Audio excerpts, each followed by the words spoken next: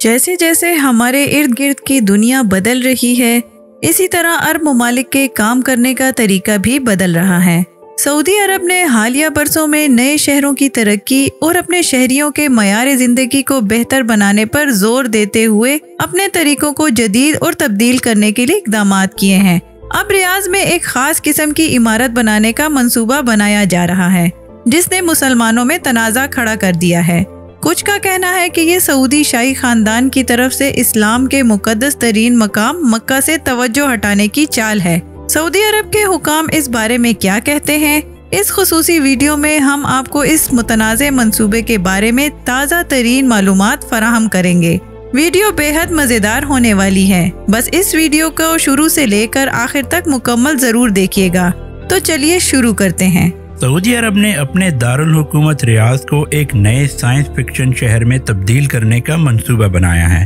Saudi public investment funds نے ریاض میں دنیا کے سب سے بڑے شہری مرکز کی تعمیر کا اعلان کیا ہے۔ اس پورے منصوبے کو نیو مربع کا نام دیا گیا ہے۔ اس نئے منصوبے کے تحت ریاض شہر کو 19 مربع کلومیٹر تک پھیلایا جائے گا۔ اس نئی جگہ پر لاکھوں لوگوں کو رہنے کی اجازت ہوگی۔ اب اس نئے منصوبے کا مرکز یا مرکز نقطہ یہ ایک عمارت ہے جس کا نام مکعب ہے۔ یہ عمارت 400 میٹر اونچی، 400 میٹر چوڑی اور 400 میٹر لمبی ہوگی، یعنی یہ عمارت مکعب کی شکل میں ہوگی۔ اب ڈیزائن کے مطابق یہ عمارت واقعی کعبہ سے ملتی جلتی ہے۔ یہ عمارت اتنی بڑی ہوگی کہ امریکہ کی امپائر اسٹیٹ بلڈنگ جیسی 20 عمارتیں اس میں فٹ ہو سکیں گی۔ اس عمارت میں ہولوگرافک ٹیکنالوجی کا استعمال کیا جائے گا، جو لوگوں کو خریداری اور کھانے کا ایک نیا تجربہ فراہم کرے گا۔ اس عمارت کے اندر آپ کو اسی ہولوگرافک ٹیکنالوجی کے نتیجے میں خلائی بورڈ، تیرتی چٹانیں اور دیگر عجیب و غریب مناظر نظر آئیں گے۔ اس کے ساتھ ساتھ یہ عمارت رہائشی مراکز، ہوٹلوں اور دیگر کئی سہولیات سے آراستہ ہوگی۔ سعودی عرب کی جانب سے اعلان کیا گیا ہے کہ یہ پورا منصوبہ 2030 تک مکمل کر لیا جائے گا۔ اب سعودی عرب نے اس پورے منصوبے کی لاگت کے بارے میں کوئی تفصیلات جاری نہیں کی۔ اس نیو اسکوائر پروجیکٹ کے بارے میں کہا جا رہا ہے کہ 15 منٹ کے اندر ہر جگہ پیدل جانا ممکن ہوگا۔ اس کے علاوہ اس منصوبے کا اپنا الگ ٹرانسپورٹیشن سسٹم بھی ہوگا۔ اب جہاں تک بات رہ گئی مکعب نامی بلڈنگ کی، تو اس کے بارے میں سوشل میڈیا کے اوپر غلط فہمیوں کو پھیلایا گیا ہے۔ اس بات میں کوئی شک نہیں کہ مکعب نامی عمارت کو کیوبک شکل میں ڈیزائن کیا جا رہا ہے۔ خانہ کعبہ کا ڈیزائن بھی کیوبک شکل میں ہے۔ تاہم آل سعود پر یہ الزام بے بنیاد ہے کہ وہ مسلمانوں کے خانہ کعبہ کو تبدیل کرنے کے چکر میں ہیں۔ نہ تو آل سعود کی طرف سے اور نہ ہی سعودی حکومت کی طرف سے اس نوعیت کا کوئی بیان سامنے آیا ہے، جس میں ان لوگوں نے یہ بیان دیا ہو۔ دعویٰ کچھ بھی ہو، اس منصوبے سے متعلق تمام تفصیلات انٹرنیٹ پر موجود ہیں۔ اگر آپ ان کو پڑھیں تو ان میں بھی اس طرح کی کسی بھی بات کا کوئی شک و شبہ آپ کو سرے سے نہیں ملے گا۔ مکعب نامی بلڈنگ کے بارے میں یہ تمام فرسودہ باتیں صرف آپ کو سوشل میڈیا پر ہی نظر آئیں گی۔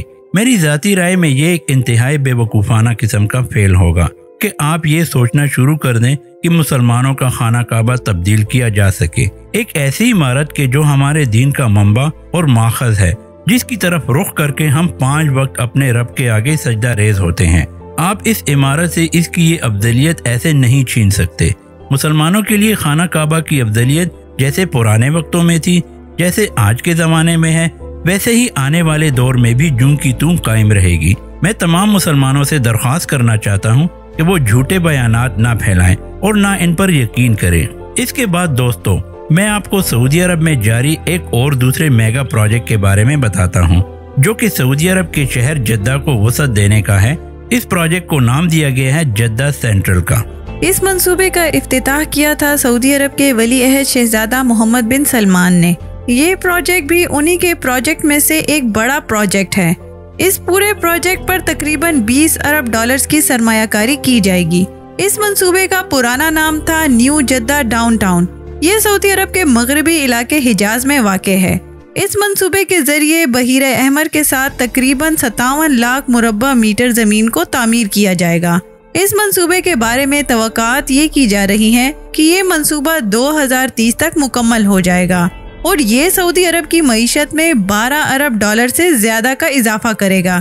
اس منصوبے کے ماسٹر پلان میں 4 لینڈ مارکس ہیں۔ इनमें ओपेरा हाउस, एक म्यूजियम और एक ओशनेरियम है।